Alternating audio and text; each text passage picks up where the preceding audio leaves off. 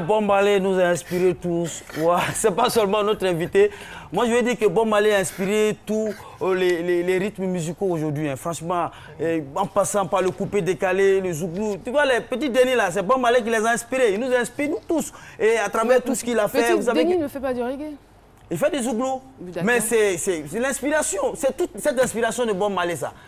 Oui, mais quand il improvise tout ça là, c'est parce qu'il est dans la peau de Bob Marley qu'il est inspiré comme ça. Ça, c'est philosophique, hein.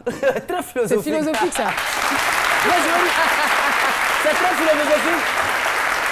C'est très philosophique parce que le reggae est la mère de toutes les musiques. Parce que le reggae, c'est depuis les années 60, quand le reggae est venu, a commencé à décrire un peu tout ce qui s'est passé. Oui, généralement, parce que l'État, tout ce qui s'est passé dans la colonisation, c'est pourquoi généralement ceux qui font du reggae là sont beaucoup engagés. C'est ça, parce que ceux qui ont pris le risque là, cette audace-là de décrire ce que le colon a fait. Et je dis, ça suit aujourd'hui le zouglou qui décrit tout ça, le coupé décalé, tout. Même si on n'entend pas trop de choses dans le coupé décalé, mais tout ça là, c'est une manière de décrire. Décrire, c'est aussi crier. Bricata, gricata, tout ça là, c'est une manière de décrire.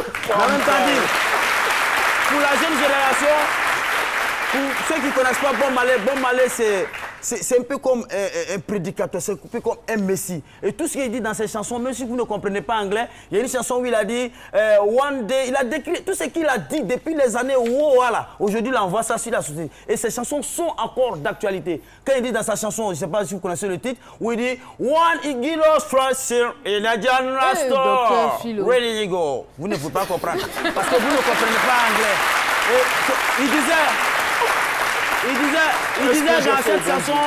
il disait dans cette chanson que tôt ou tard, un jour, certaines personnes vont venir ternir mon image. Et c'est ce que les gens font aujourd'hui. Quand vous voyez des gens aujourd'hui, c'est le 11 mai, depuis le 10 hier, là, il y a des gens, mais ils ne voient plus clair. C'est Bob Marley qui nous a dit ça. Bob Marley n'a pas dit ça. Voilà. Des gens, eux-mêmes là, qui font aujourd'hui, ça n'a rien à voir avec le concept de Bob Marley. Ça n'a rien à voir avec les règles. Ça s'est fait la différence.